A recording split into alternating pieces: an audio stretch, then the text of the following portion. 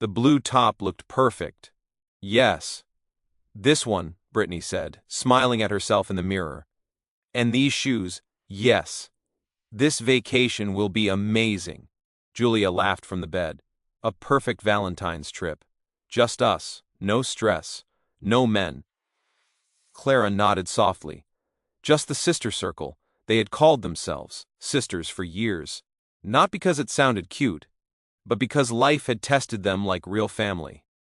Brittany, Clara, and Julia had been close for more than 10 years. Long before they had money. Long before they looked confident. Long before anyone noticed them. They met when life was hard, when dreams felt too big. When their pockets were empty, Brittany met Clara first. Both were broke. Both were tired. Both were trying to survive in a big city. They worked jobs they didn't love. They shared cheap meals. They walked home together at night talking about the future. Brittany was bold and loud. She laughed even when life hurt.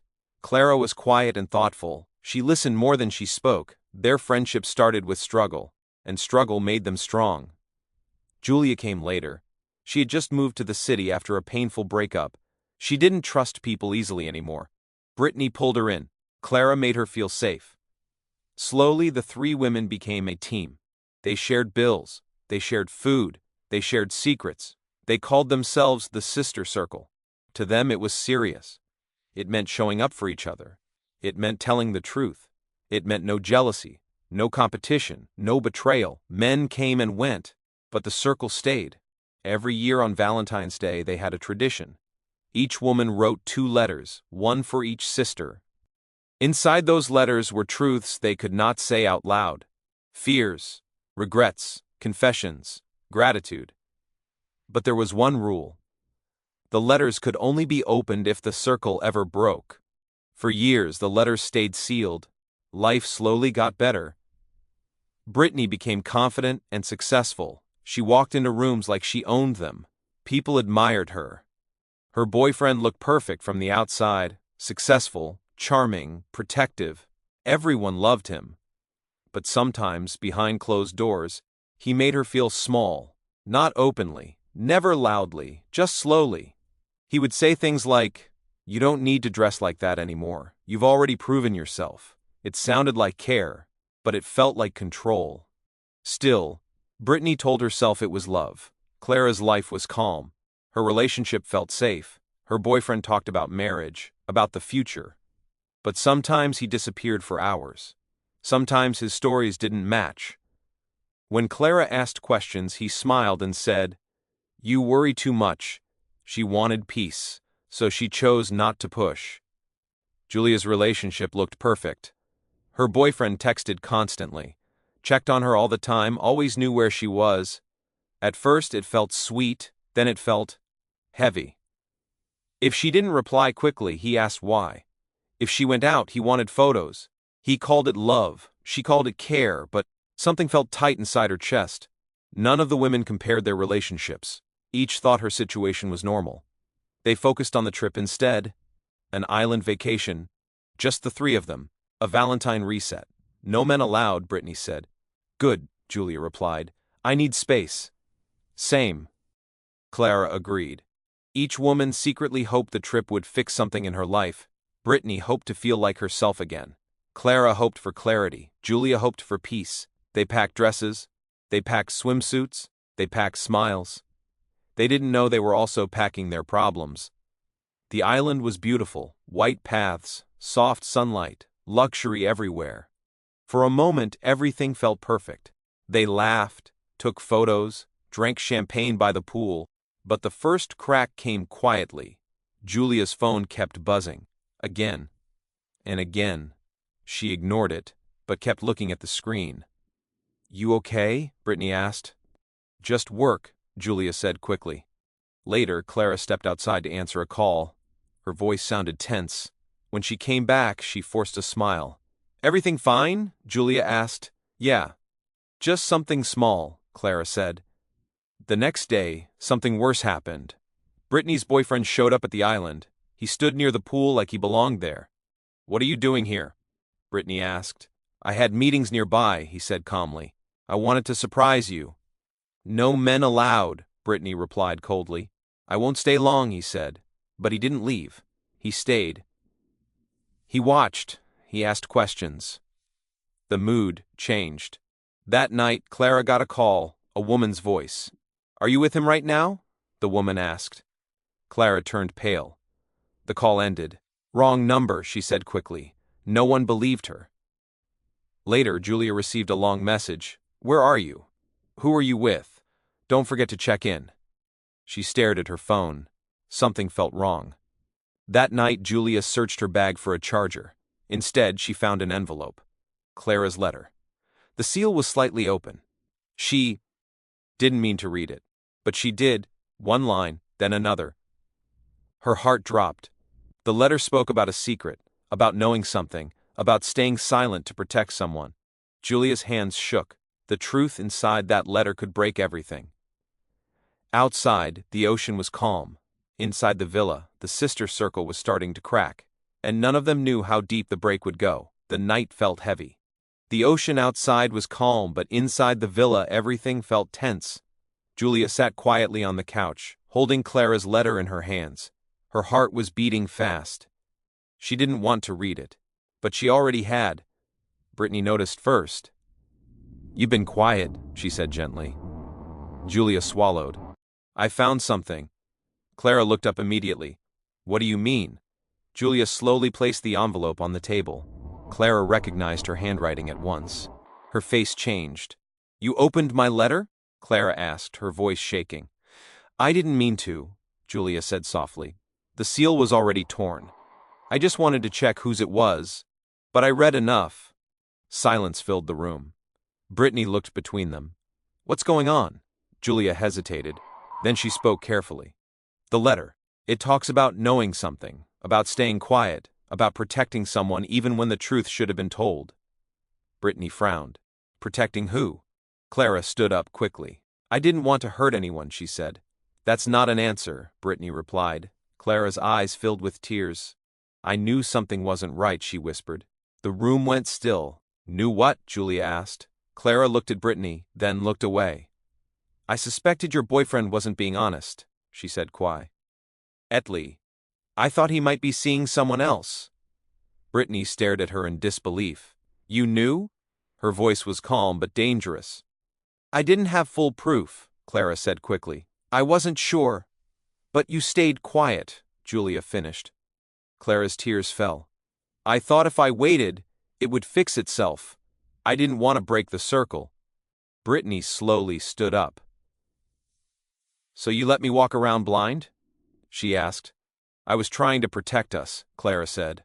"No," Brittany replied coldly. "You were protecting your comfort." The words hit hard. Julia's chest tightened. "This isn't just about him," she said. "It's about us. About honesty." Clara shook her head. "You don't understand. If I told you, everything could have fallen apart." "It already did," Brittany said quietly. The argument grew, not loud at first, but sharp. Years of trust were being pulled apart in minutes. "This isn't about men," Julia said, pacing. "It's about silence. About deciding what someone else deserves to know." "I thought silence was loyalty," Clara cried. "I thought I was being a good sister." "Loyalty without honesty is control," Brittany snapped. "You took my choice away." Clara looked at Julia desperately. "You've stayed silent too," she said. Julia froze. "What does that mean?" Brittany asked, turning to her. Julia hesitated, then sighed. "My relationship isn't perfect either," she admitted. "I've ignored things. I've stayed quiet too." Brittany stared at her. "So, we were all lying?" she asked softly. "No," Julia said. "We were all afraid." The room felt smaller. Clara sat down slowly. "I didn't think silence could hurt this much," she whispered. "That's because it didn't hurt you," Brittany replied. More silence, heavy silence. Finally, Brittany spoke again. "The letters were supposed to protect us, not expose us. They were supposed to be opened if the circle broke," Julia said. Brittany laughed bitterly. "Then maybe this was always coming." Clara wiped her face. "What do we do now?" she asked. No one answered. The sister circle had survived so much: distance, time, heartbreak, but it had never faced this. Truth spoken too late. Brittany grabbed her sandals. "Where are you going?" Julia asked. "I need air," Brittany said. "I need to think."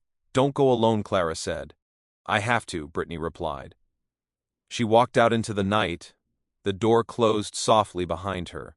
Inside the villa, Julia and Clara stood in silence. Everything they had built together suddenly felt fragile. Outside, Brittany walked along the dark shoreline. For the first time in years, the sister circle was broken. Morning came slowly. Julia woke up first. The villa felt too quiet. She replayed the night in her head, the letter, the confession, Brittany's face. She realized something painful. Silence is not neutral. Silence is a choice. Across the villa, Clara sat on her bed. She hadn't slept. All her excuses sounded empty now. "I was protecting them. I needed proof. It wasn't my place." None of it felt true anymore. The truth was simple. She had been afraid. Afraid to lose the friendship. Afraid to cause pain. So she chose comfort over honesty. Meanwhile, Brittany walked for hours along the beach. She thought about her relationship, about how small she had been feeling, about how she defended things that hurt her. But what hurt most was that her friends had seen it and said nothing. That her deeper than any man. Later that day, Brittany answered her boyfriend's call. His voice sounded smooth, calm, careful. He gave explanations, excuses. She didn't argue. She didn't cry. She simply listened. Then she said, "This is over." And she hung up. Julia also faced the truth. She looked at her phone, at all the messages she once found sweet. Now they felt controlling, heavy. She realized she had accepted it, because she was afraid of being alone. Clara faced herself too. She admitted something painful. She liked being the peacekeeper. She liked being needed, even if it meant hiding the truth.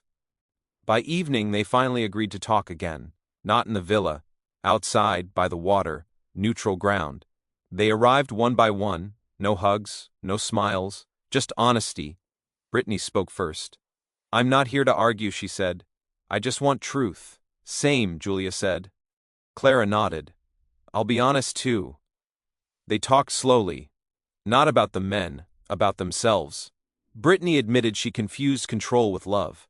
Julia admitted she feared being alone. Clara admitted she feared conflict.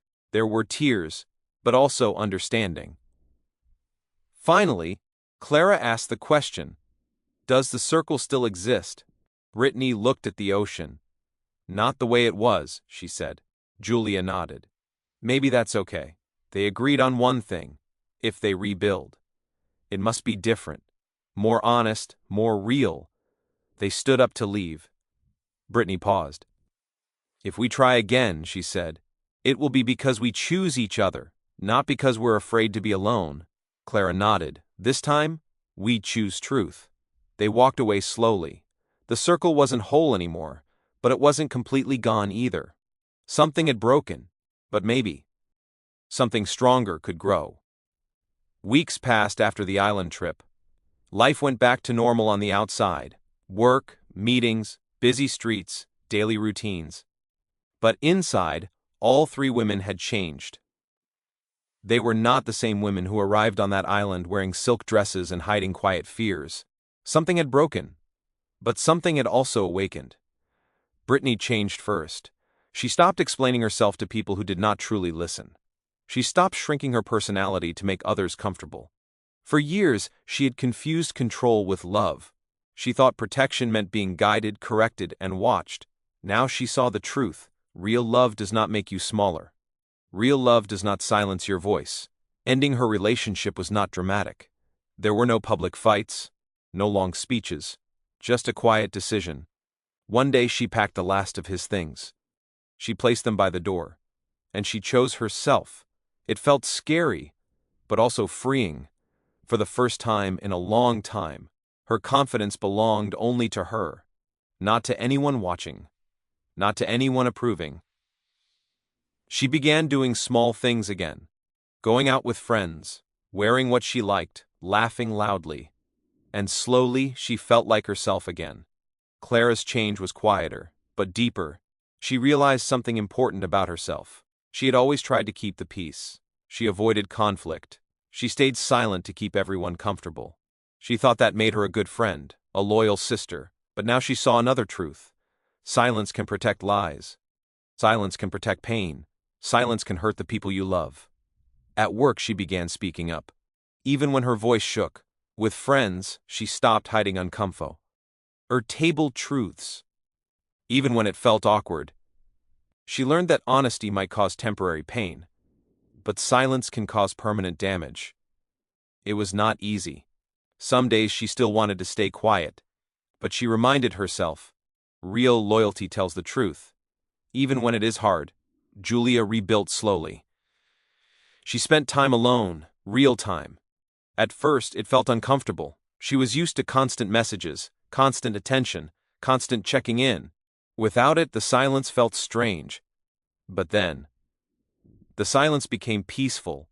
She started enjoying her own company, reading, walking, thinking. She realized she had accepted control, because it came wrapped in affection. Now she knew better. Love should feel free, not heavy. She stopped answering messages that demanded constant updates. She stopped apologizing for needing space.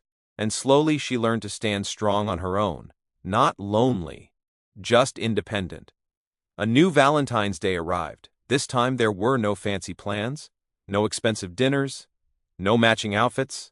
Just one simple message in their group chat, "Can we meet?" They chose a quiet living room. Warm lights, soft silence, no distractions, no music, no phones. On the table between them sat a small wooden box. Inside were their letters, the same tradition they had kept for years. But this time felt different, more serious, more honest. They sat quietly for a moment. Julia spoke first. "These letters were meant for truth," she said softly. "Not for hiding." Brittany nodded. "And not for protecting lies." Clara took a deep breath. "Whatever is inside, we accept it." One by one, they opened the envelopes. No one interrupted. No one judged. They simply listened. Brittany read first. Her letter spoke about fear. Fear of being unloved. Fear of not being impressive enough. Fear of losing herself to expectations. She admitted she stayed in a controlling relationship because it looked stable from the outside. "I wanted the picture of love," she said quietly. "Even when it hurt me." Tears filled her eyes, but she did not hide them. Julia read next. Her letter spoke about loneliness, about how being chosen had once felt like safety, about how she ignored control, because it came with attention. "I was afraid of being alone again," she admitted, "so I accepted things I shouldn't have." She looked at her friends. "I'm learning to choose myself now." Clara's letter was the hardest. She spoke slowly. She admitted her need to be needed, her fear of causing conflict, her habit of staying silent to keep peace. "I stayed quiet because I wanted to be the good one," she said. "But silence made me part of the problem." Tears fell down her face. "I'm sorry," she whispered. "Not just for staying quiet, but for taking away your choice." No one rushed to stop the tears. They let the emotions come. Then the apologies began. "I'm sorry I stayed quiet," Clara said. "I thought I was protecting us. I'm sorry I defended a relationship that hurt me," Brittany said. "It made it harder for you to speak." Julia reached for their hands. "I'm sorry I confused comfort with loyalty." They held hands in silence. Not perfect, not magical, just real. They didn't promise perfection. Instead, they made new rules, not strict rules, living rules. Honesty over comfort, truth over silence, sisterhood over secrets. They agreed on something important. If any relationship ever tried to isolate one of them, they would speak up, not stay quiet. If something felt wrong, they would tell the truth early, not too late. The sister circle would not survive on appearances anymore. It would survive on honesty. There was no fairy tale ending, no dramatic music, no perfect romance. Just three women who chose growth over comfort and truth over illusion. As the night ended, Brittany closed the empty wooden box. She smiled softly. "We didn't lose the circle," she said. Julia nodded. "We just outgrew the version that couldn't handle truth," Clara added quietly. "This time, nothing stays hidden." Outside, the city continued moving. People laughed, cars passed, life went on. But inside that quiet room, something important had happened. They learned the difference between silence and loyalty, love and control, friendship and illusion. This time, what held them together was not silence. It was truth. Friendship is not tested when everything is easy. It is tested when the truth becomes uncomfortable. Sometimes silence feels like loyalty. But real loyalty speaks with honesty and love. If a friendship cannot survive the truth, was it strong to begin with? Tell us in the comments below. Was silence loyalty or betrayal? What would you have done? If this story touched your heart, don't forget to like, share, and subscribe for more powerful stories. Until next time, stay strong, stay hone, ST, and stay kind.